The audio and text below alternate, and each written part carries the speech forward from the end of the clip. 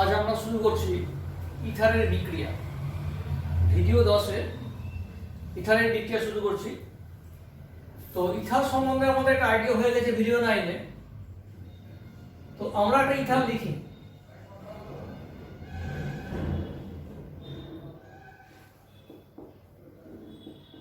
এটা হচ্ছে die ethyl ether.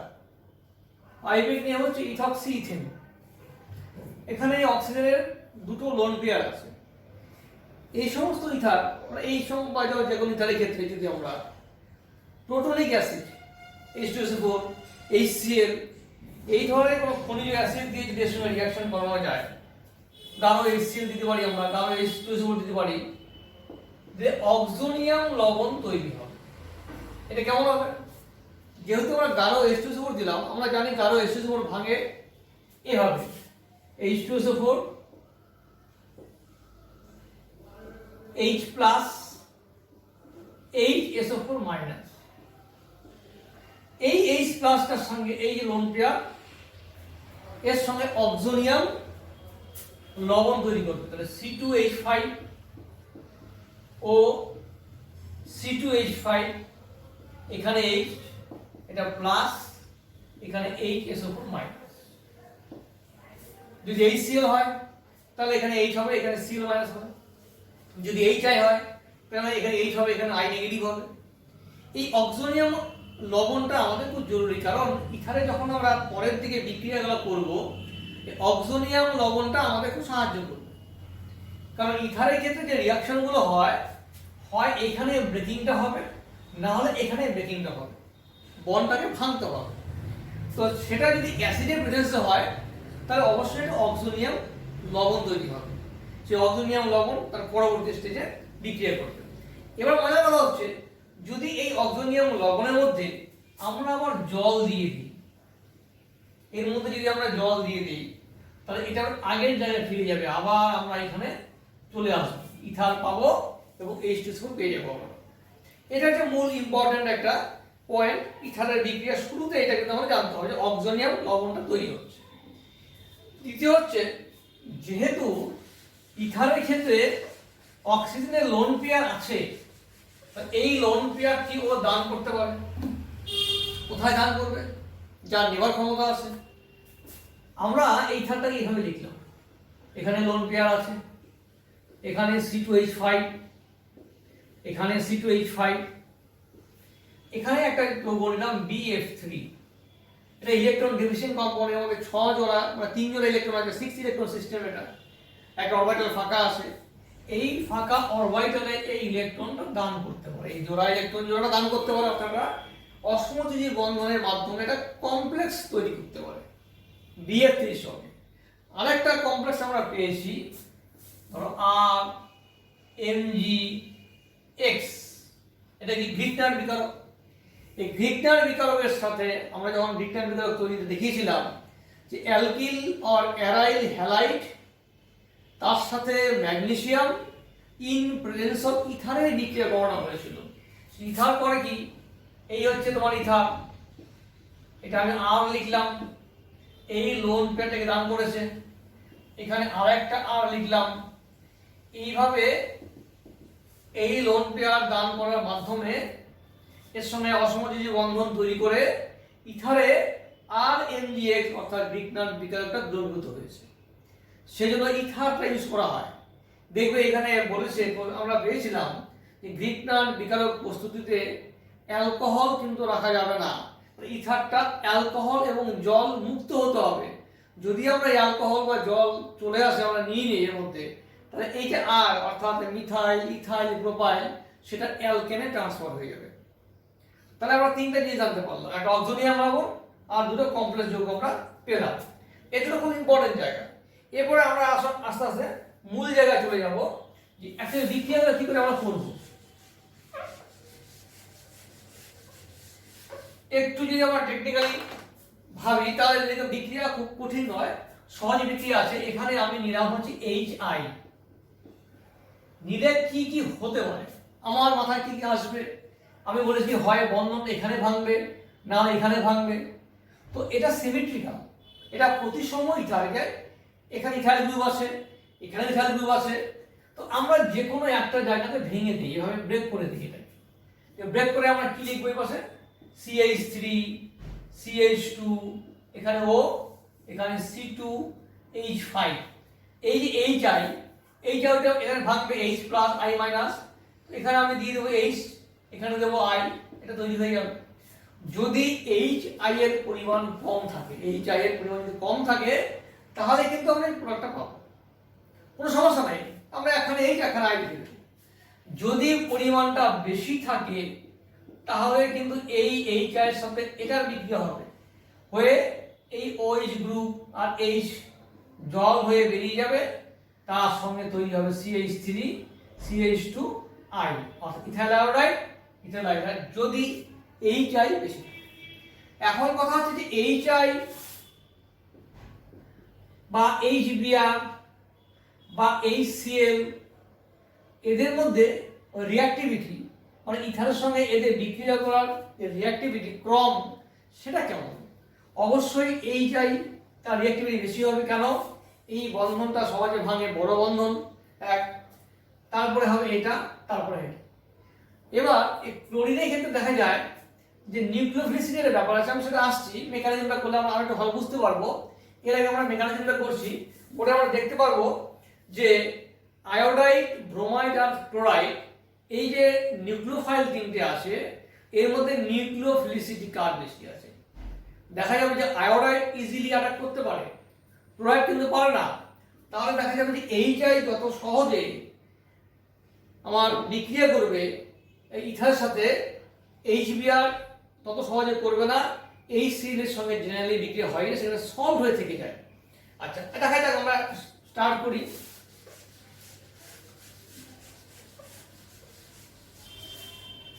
তো ফার্স্ট কি হবে?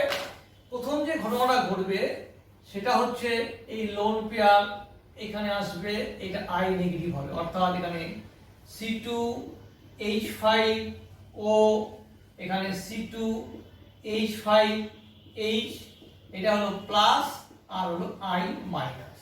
ফার্স্টে একটা অক্সোনিয়াম লবণ তৈরি হবে, এটা হবেই। তাহলে এই যে আয়োডাইডটা, এটা এখানে নিউক্লিওফাইল হিসেবে কাজ করবে। প্রথম ধাপে আমরা যেটা পেলাম, একটা অক্সোনিয়াম আয়ন পেলাম। দ্বিতীয় ধাপে করবে কি? এই আয়োডাইডটা অ্যাটাক করবে। ওটা অ্যাটাক করে দেখা যায় এই কার্বন নিয়েছি আমরা,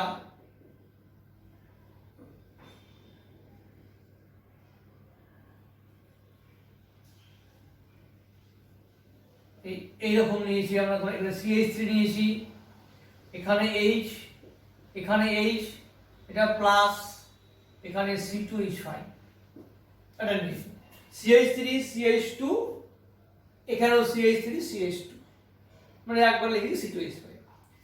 এই যে আয়োডাইড, এটা একটা নিউক্লিওফাইল, এখানে নেগেটিভ। এটা কোথায় অ্যাটাক করবে?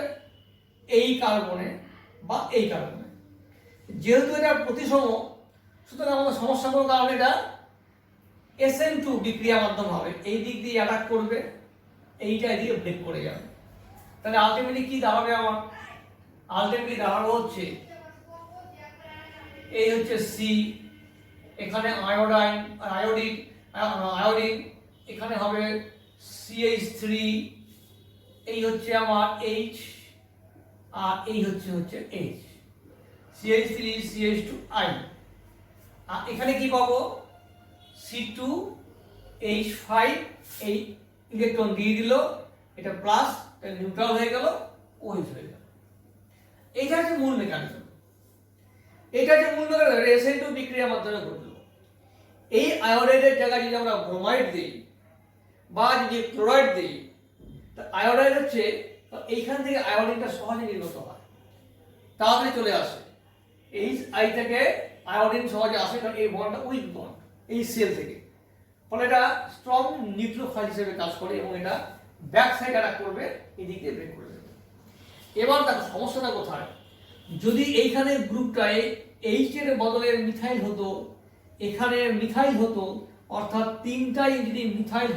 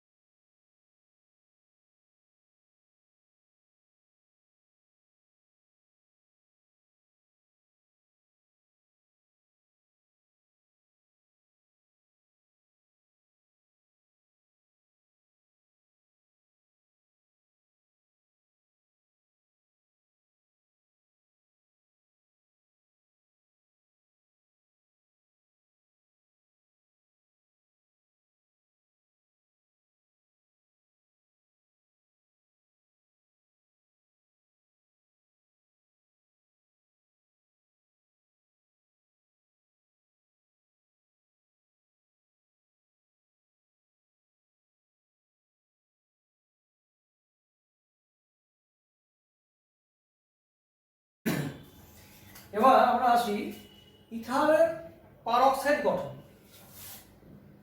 পারঅক্সাইড গঠন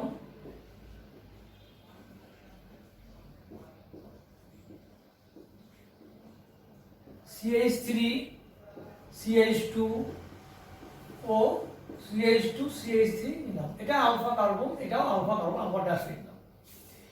তো কমপক্ষে একটি আলফা হাইড্রোজেন আছে এইরকম ইথার হতে হবে, কারণ এই বিক্রিয়াটা ঘটে মুক্তমূলক মেকানিজমের মাধ্যমে।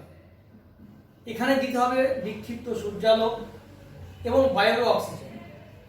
সূর্যালোক এবং বায়ুর উপস্থিতিতে কমপক্ষে একটি আলফা হাইড্রোজেন আছে এইরূপ ইথারের সাথে পারঅক্সাইড যৌগ তৈরি হয়। কিরকম?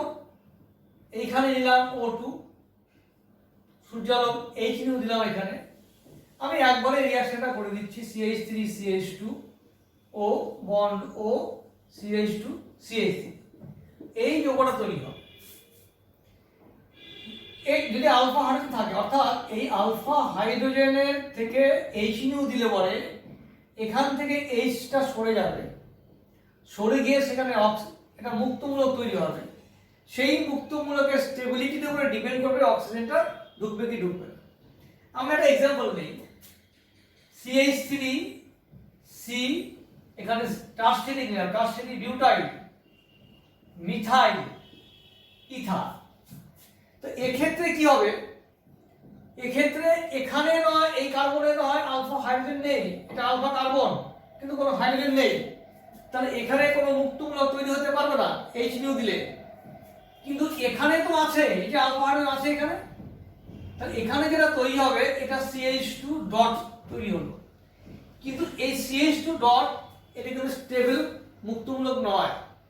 এই ফ্রি রেডিক্যালটা স্টেবিলিটি আসবে না, কারণ এর পাশে তো কোনো গ্রুপ নেই। এর পাশে যদি গ্রুপ থাকতো তাহলে হাইপার কনজুগেশনের মাধ্যমে তার মধ্যে স্টেবিলিটি আসতো। আমরা যেখানে মুক্তমূলক নিয়ে ডিসকাস করেছিলাম এবং হাইপার কনজুগেশন বলেছিলাম, সেখানে ওই মুক্তমূলকের পাশে কিন্তু আরেকটি মিথাইল বা অন্য এরকম হাইড্রোজেন আছে, সেরকম কোনো গ্রুপ থাকতে হবে, তাহলেই তার ক্ষেত্রে হাইপার কনজুগেটিভ আমরা গঠন পাবো। মানে স্টেবিলিটি তো এখানে শুধু শুধু এটা লিখলে স্টেবিলিটি হবে না, এর পাশে একটা গ্রুপ থাকতে হবে যাতে এই ইলেকট্রনটা তার মধ্যে ট্রান্সফার হতে পারে, বা এখানকার হাইড্রোজেনটা এখানে চলে আসতে পারে, যেটা আমরা হাইপার কনজুগেশনে পেয়েছিলাম। তাহলে এইটার ক্ষেত্রে কিন্তু আমরা এই অক্সিজেন পারঅক্সাইড গঠন করতে পারবো না। তাহলে আলফা হাইড্রোজেন থাকতে হবে কমপক্ষে একটা, তাহলে কিন্তু আমরা এই যৌগটাকে পারঅক্সাইডটা পেয়ে যাব। এদের ক্ষেত্রে কিন্তু আমরা পাবো না। এই গেল একটা বিক্রিয়া। দ্বিতীয় বিক্রিয়া হচ্ছে হ্যালোজেনেশন বিক্রিয়া। অর্থাৎ হ্যালোজেন ঢোকাতে হবে।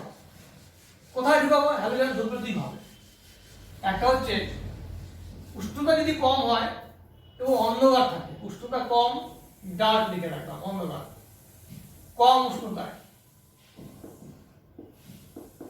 কম উষ্ণতায় ডার্ক থাকবে, অন্ধকার থাকবে, তাতে আমরা ক্লোরিন যোগ করলাম।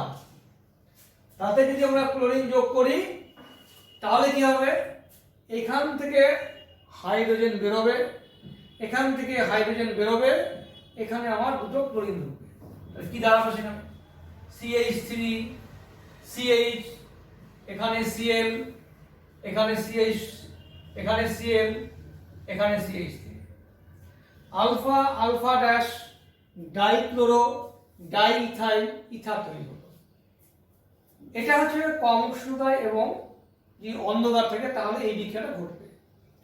কিন্তু যদি আমরা আলোর উপস্থিতিতে করি, এখানে এইচ নিউ দিলাম, তাহলে এখানকার সমস্ত হাইড্রোজেন ক্লোরিন দ্বারা প্রতিস্থাপিত হয়ে যাবে। অর্থাৎ আমরা লিখবো C Cl3 C Cl2 O C Cl2 C Cl3, এই যৌগটা তৈরি হবে। এটা হচ্ছে হ্যালোজেনেশন বিক্রিয়া। এটা সূর্যালোকের উপস্থিতিতে করতে হবে, এটা কম উষ্ণতায় এবং ডার্কে করতে হবে। তাহলে একটা করে মাত্র ক্লোরিন ঢুকবে। আলফা, এটা যে আলফা হয় এটা alpha dash, alpha alpha dash dichloro diethyl ether. আর এখানে সমস্ত কিন্তু এই হাইড্রোজেনগুলো সমস্ত কিন্তু ক্লোরিন দ্বারা প্রতিস্থাপিত হয়ে যাবে। এই হচ্ছে হ্যালোজেনেশন বিক্রিয়া। এই হচ্ছে আমাদের অ্যালিভেটিক যে ইথালগুলো আছে সেগুলোর বিক্রিয়া আমরা আলোচনা করলাম। এবার আমাদের কাছে কিছু অ্যারোমেটিক ইথার, তো অ্যারোমেটিক ইথারেও কয়েকটা আলোচনা করা হয়ে গেছে, কিন্তু এই অ্যারোমেটিক ইথারের সঙ্গে অর্থাৎ অ্যালিভেটিক এবং অ্যারোমেটিক দুটোই আছে, অ্যানিসল একটা যৌগ নিলাম, এইদের যে এই গ্রুপ থাকা অবস্থায় এই গ্রুপটা আছে, এই থাকা অবস্থায় এদের যে অবস্থানগুলো আছে অর্থ মেটা প্যারা, অর্থ মেটা এটা প্যারা, এদের এই অবস্থানের সঙ্গে ক্লোরিন বা অন্যান্য গ্রুপে কি বিক্রিয়া হবে সেটা আমরা এবার দেখব। তো প্রথম হচ্ছে দেখো এই যে OH গ্রুপ, এখানে যে অ্যালকিল গ্রুপটা আছে এখানে এই লোন পেয়ার কিন্তু বেনজিন বলয়ের রেজোনেন্সের মাধ্যমে কিন্তু ছড়িয়ে পড়তে পারে। এখানকার অক্সিজেনের এই লোন পেয়ার রেজোনেন্সের মাধ্যমে কিন্তু বেনজিন বলয়ে ছড়িয়ে পড়বে, তাহলে কি হবে, ইলেকট্রনের ডেনসিটি কিন্তু এর মধ্যে বাড়ছে, অ্যাক্টিভেট হচ্ছে, অর্থাৎ একটা প্লাস আর এফেক্ট আছে। আবার OH গ্রুপের যে OR গ্রুপের এটা অর্থাৎ মিথক্সি গ্রুপের একটা মাইনাস আর এফেক্ট আছে। তো যেহেতু এই প্লাস আর এফেক্টটার থেকে এটা বেশি প্রেফারেবল মাইনাস আই এফেক্ট থেকে, সেজন্য কি হবে, এটা কিন্তু অ্যাক্টিভেট হয়ে যাবে, অর্থাৎ এই গ্রুপটা অর্থ এবং প্যারা অবস্থাতে অ্যাক্টিভেট, এটা অর্থটা নির্দিষ্ট গ্রুপ হিসেবে কাজ করবে, যদিও কিন্তু মাইনাস আই এফেক্ট মানে ইলেকট্রন টানছে, ইলেকট্রন এই গ্রুপটা ইলেকট্রন টানবে নিজের দিকে, এটাকে বলা হচ্ছে মাইনাস আই এফেক্ট। কিন্তু প্লাস আর এফেক্টটা যেহেতু আমরা রেজোনেন্স এফেক্টটা বেশি প্রেফারেবল ইন্ডাকটিভ এফেক্ট থেকে, তাই এটাকে বলবো যে এটা এই গ্রুপ থাকা সত্ত্বেও এটা কিন্তু অ্যাক্টিভেট হবে, এই গ্রুপটা অ্যাক্টিভেট হবে। কোথায় কোথায় অ্যাক্টিভেট হবে, অর্থ এবং প্যারা অবস্থানে। কারণ তুমি এটাকে রেজোনেন্স করে দেখো, এই যে অর্থ অবস্থায় নেগেটিভ আসবে, প্যারাতে নেগেটিভ আসবে, আবার অর্থতে নেগেটিভ আসবে, এই নেগেটিভগুলো এভাবে আসবে। তাহলে এর মধ্যে যদি এবার আমরা অন্যান্য গ্রুপ ঢোকাই, কি ঢোকাবো, তো নাইট্রো গ্রুপ ঢোকালাম, তাহলে গাঢ় H2SO4 HNO3 আমরা যোগ করলাম, যোগ করে কি পাবো, এখানে আমরা অর্থ এবং প্যারা প্রোডাক্ট পাবো। এটা অর্থ প্রোডাক্ট পেলাম প্লাস হচ্ছে প্যারা প্রোডাক্ট পেলাম, একটা OCH3 নাইট, এই একটা পেলাম, নাইট্রেশন করলাম আমরা। তাহলে অ্যানিসল, এই যোগটা হচ্ছে অ্যানিসল, অ্যানিসলের নাইট্রেশন করলে অর্থ এবং প্যারা নাইট্রো অ্যানিসল যোগ পাওয়া যায়, এটা হলো অ্যানিসল বিক্রিয়া নাইট্রোজেন ঢোকানো। এবার যদি আমি ব্রোমিন ঢোকাতে চাই তাহলে ব্রোমিন যোগ করতে হবে, আর যোগ করতে হবে অ্যাসিটিক অ্যাসিড, যোগ করলে এখানে কিন্তু আমরা অর্থ এবং প্যারা প্রোডাক্ট পাবো, OCH3, এখানে ব্রোমিন আসবে, আবার এখানেও প্যারাতে একটা ব্রোমিন আসবে, এখানে ব্রোমিন এলো, এটা OCH3, এই হলো ব্রোমিন ঢোকালাম আমরা।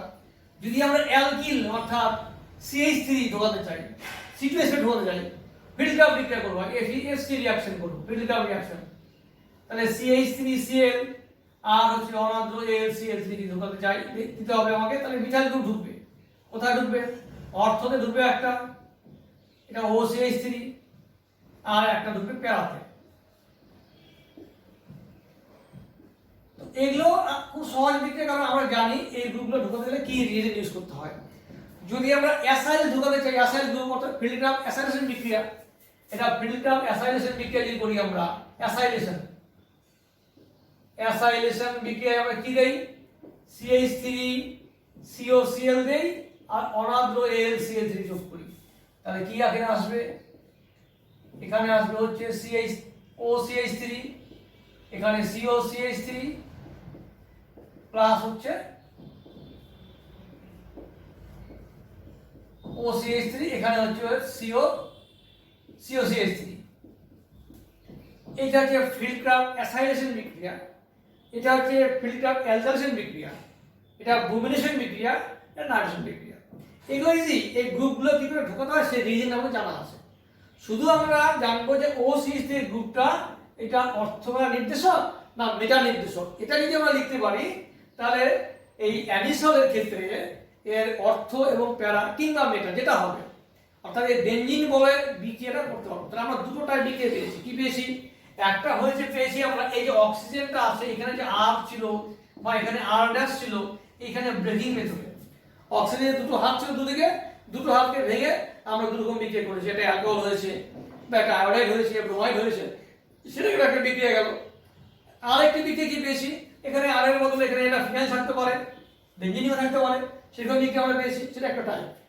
দ্বিতীয় টাইপ হচ্ছে বেঞ্জিনিং আছে আবার ও আর আছে, এই অবস্থায় বেঞ্জিন বলয়ের বিক্রিয়া এই চারটা বিক্রিয়া দেখাবো।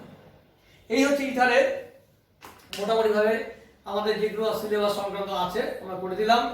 তো এর সঙ্গে কিন্তু আমাদের হয়তো এক্সারসাইজে আরো কিছু বিক্রিয়া পাবো, সেটা পরবর্তীতে আমরা ডিসকাস করব। এই হচ্ছে ইথার কমপ্লিট হয়ে গেল আমাদের। তাহলে আমরা এই 1 থেকে 10 পর্যন্ত যে ভিডিওগুলো আমরা দেখলাম, এর মধ্যে আমি অ্যালকোহল, ফেনল, ইথার নিয়ে অনেকটাই ডিসকাশন করে দিয়েছি। এই অ্যালকোহল, ফেনল, ইথার 10 নম্বর ভিডিও পর্যন্ত আমাদের শেষ হলো।